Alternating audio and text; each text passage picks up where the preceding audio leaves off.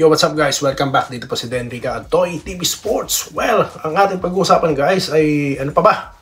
Ang pagkatalo po ng Barangay Ginebra dito po sa San Miguel. San Miguel versus TNT na po sa PBA Finals. Okay, at mga pa-shoutout bago po yan magpapasalamat muna ako sa inyo sa mga subscribers at followers po ng channel na ito. Maraming salamat po sa inyong lahat. Alright, so dito na po tayo sa ating gustong topic na pag-usapan na pagkatalo po ng Barangay Ginebra dito sa San Miguel. Okay, at well, napakaganda po ng laban actually. Naka-live tayo kanina habang sinusubaybayan natin yung laban at well, very predictable po yung nangyari. Nakita nyo naman, na-predict ko po. Kahit na lumamang ang Ginebra as high as 10, alam ko po babalik ang San Miguel dito. Okay, mga key points po na ating napansin dito. Okay, Chris Ross po ang best player of the game.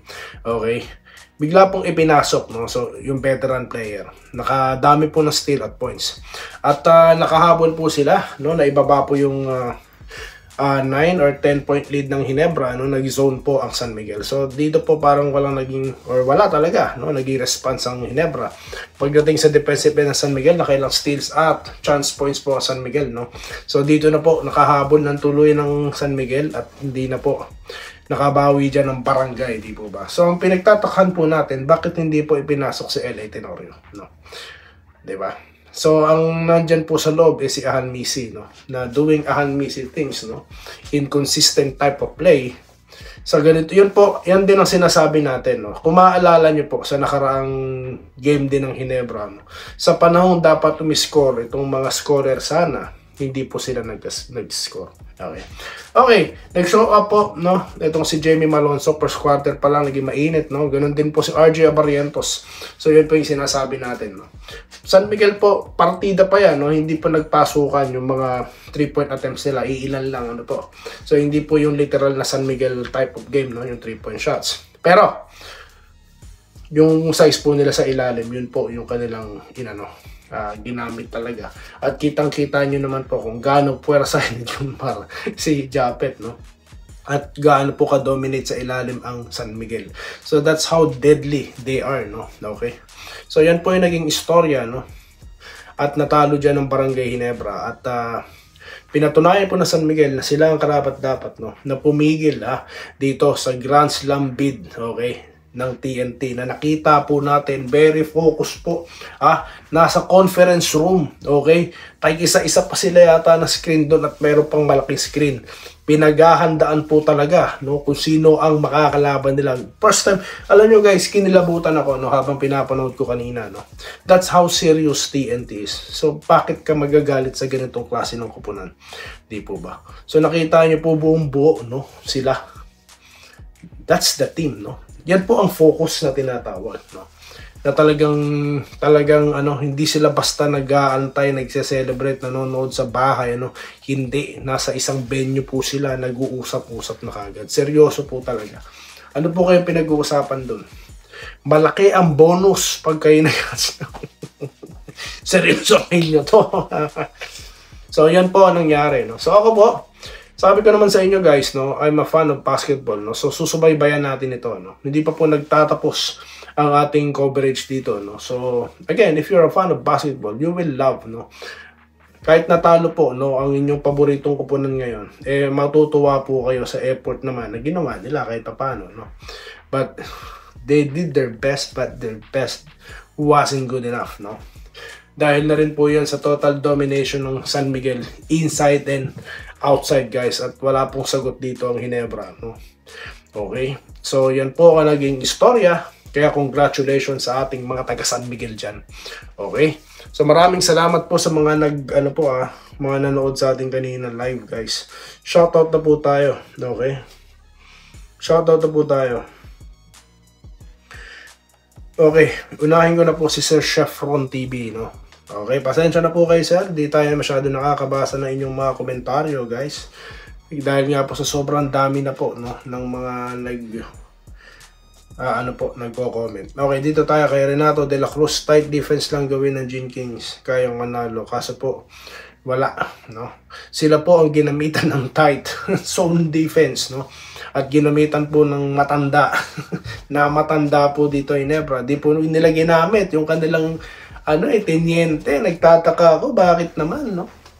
Siguro dahil naisip ni team ko, na-predict niya na didepensahan ng malupit si LA.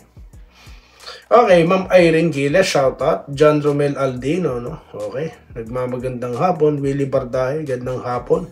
Okay, ang makakapigil daw po Ginebra, kaso hindi po. Sila po ang mapigilan na San Miguel, ano po. Joel Leventino, shoutout. Sa susunod, shoutout po sa inyo kay Joel Leventino.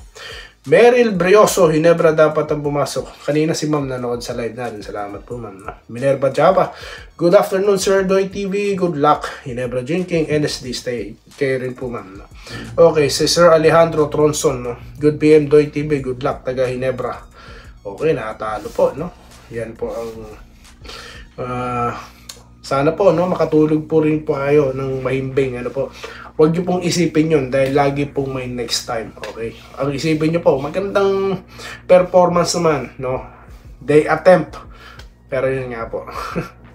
Kulang, no? Malakas kasi talaga, guys. Hindi naman po talaga biro. Ang makakalaban mo, 8-time MVP na po ba siya? Or best player of the contest. Grabe naman yan. Wala naman po kasi talagang pipigil dyan. No? Wala pong pipigil. Kung i-allow po sana, no, ng PBA, no, na maglaro yung the players like Ange Kwame, no, total naman po, naturalized player po yan.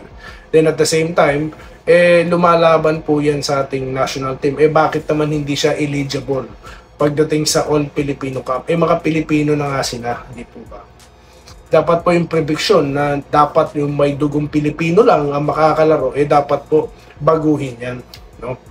Dapat it's high time to kailangan na pong i-modernize kasi nga we need to the players, yun nga lang, sila patatalo sa TNT. No? Ay, hindi, sorry. Sino patatalo sa sa team na may naturalized player, no? Pero rin, no? Halimbawa si Brownlee, no, punta sa Ginebra. So, pero yun lang po yung aking yung aking suggestion lang naman. Okay, Jenny Rose Villanueva. Okay, magandang laban yan, SMB versus TNT. Yes, sila na nga po maghaharap, no. So, ano po ang mangyayari dyan? Okay. Well, a total display of domination po, no. Pagdating naman po sa labas, alam naman po natin na deadly po ang TNT sa labas. Okay. Sa loob po hindi gaano dahil wala po silang grabing inside presence like Junmar Pajardo, no? So yun lang po yung disadvantage na nakikita ko for San Miguel. For TNT rather, no? Pero sa naman po, ang kagandahan po sa TNT, consistent po ang mga player nila. Yung mga role player nila, they shown up, no? Kung kailangan umiscore, i-score. Hindi tulad ng iba dyan, no? I-score lang kung kailan maganda ang timpla ng laro. Di po ganun dapat or siguro dahil sa play na rin, no? Di natin minsan masisi, no? Baka ang play wala sa kanya. Ganun lang po yun, no? So, that's how it is. Clodoaldo Pasdilla, good afternoon, Idol Doy TV, Game 7 na. Yes, shoutout po. Edwin Lobo, maraming salamat po, sir, nanood kayo ng live kanina, ha? Angel Bell, sana gumana. Gumana po. Si Adria Barrientos at Malonzo Holt, gumana sila, kinapos lang. Okay, Joel Leventino, Gene Kings, Robert Cabiab, Ginebra pa rin ang mag-champion. Baka po next conference na or baka po sa susunod na. Ginebra dapat ang makaharap ng TNT. Magandang laban at ang chance na makabawi tayo sa kanila. Ang nangyari po kasi ngayon, no? Ewan ko, no, kung paano sila magsisimula dito. Kung ako ang tatanungin, guys, they need big man pero hindi additional, no? They need to unload somebody, no? Dahil too much na po, no? Too much na. Kung kukuha pa na naman sila as dagdag, no? May mabe-bench na naman dyan. So, yun lang ang ating masasabi dyan, guys, no? Okay? So, yan lang po muna, guys, ang ating content. Pag-usapan natin ng primary matchup ng San Miguel at ng TNT sa next content na po yan. Dito lamang sa De Enrica at Doy TV Sports. Muli, maraming salamat ha sa inyong panonood, guys. Salamat po sa panonood. Subscribe na para sa mga susunod na basketball at boxing videos.